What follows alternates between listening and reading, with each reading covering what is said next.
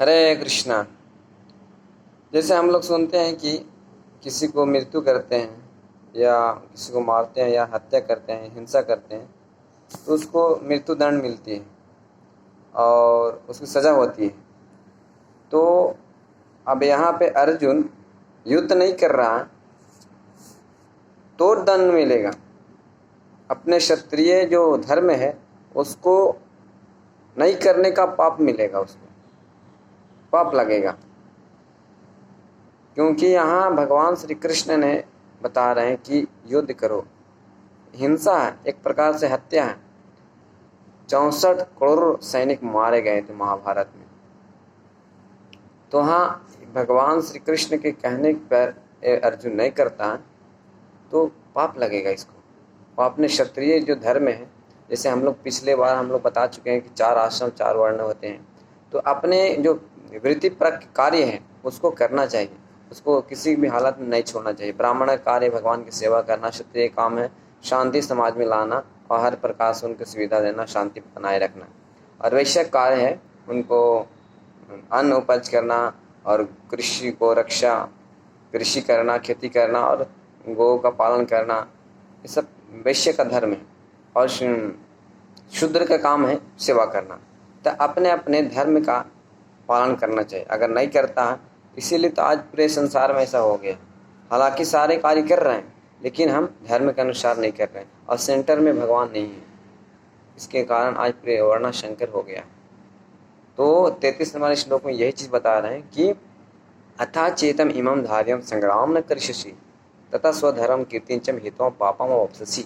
अतः बताता है कि अतः इसलिए अगर तुम युद्ध नहीं करोगे, संग्राम न करिष्यसि, संग्राम मतलब युद्ध नहीं करोगे तो क्या होगा, तथा स्वधर्मम कीर्तिम च, तथा स्वधर्म, आपका स्वधर्म जो है क्षत्रिय का जो धर्म है युद्ध करना, तथा स्वधर्म कीर्तिम च हित्वाम पापम वापससी, हित तो आपका पाप लगेगा, हित्वाम पापम वापससी। अपना क्षत्रिय धर्म का पालन नहीं करोगे इस प्रकार से आपको पाप लगेगा। तो यहाँ अर्जुन को बहुत से बड़े बड़े योद्धा ने इनको अस्त्र प्रदान किए थे। जैसे एक बार शिकारी करने के लिए अर्जुन ने जंगल में गए थे, तो जंगल में भगवान शिव शिकारी के भेष में उनको मिले थे। तो वहाँ दोनों में बहुत घमासान युद्ध हुआ। तो घमासान युद्ध होने के कारण भगवान शिव को हरा दिए थे अर्जुन ने। तो वहाँ पे भगवान शिव ने प्रसन्न होकर उनके पशुपास्त्र अस्त्र दिए थे अर्जुन को। और ऐसे बहुत से इंद्र चंद्र, ऐसे बहुत से देवता लोग इनको अस्त्र प्रदान किए थे। इस प्रकार से अर्जुन को बहुत से मतलब ऐसा प्रमाण पत्र मिला था। अगर युद्ध नहीं करेगा, अभी पलायन कर जाएगा युद्ध से चला जाएगा, युद्ध नहीं करने से उनको बहुत से योद्धा उनको निंदा करेंगे, वो तो करेंगे ही, बहुत बोलेंगे कि आप तो इतना बड़ा योद्धा हो, लेकिन अपना पीठ दिखाकर चले गए। लेकिन अर्जुन ऐसा नहीं है। हम लोग पहले भी सुने कि भगवान श्री कृष्ण के महान भक्त हैं और पार्षद हैं। वो दया थी, इसीलिए वो जानना चाह रहे थे कि मैं ऐसा हत्या नहीं करूँगा। इस प्रकार से वो रण छोड़ना चाह रहे थे। लेकिन वो यहाँ पे वो लोग नहीं सोचेंगे कि दयालुता, अपना हृदय की दयालुता के कारण अर्जुन जा रहे हैं।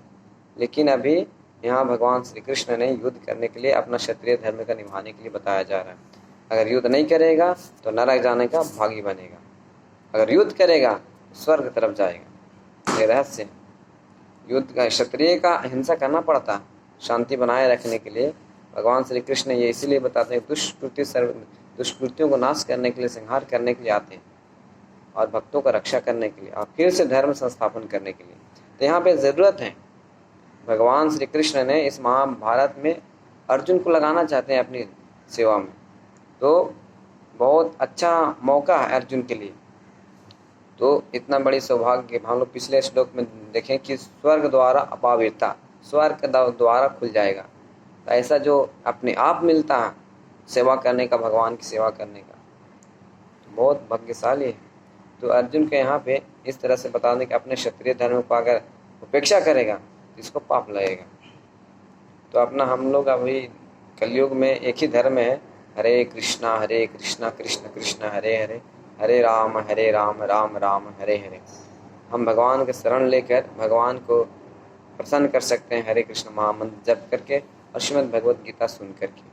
इस तरह से हम अपने सारे पापों का नष्ट करके और भगवान के धाम जा सकते हैं। बैक टू गॉड है। हरे कृष्ण।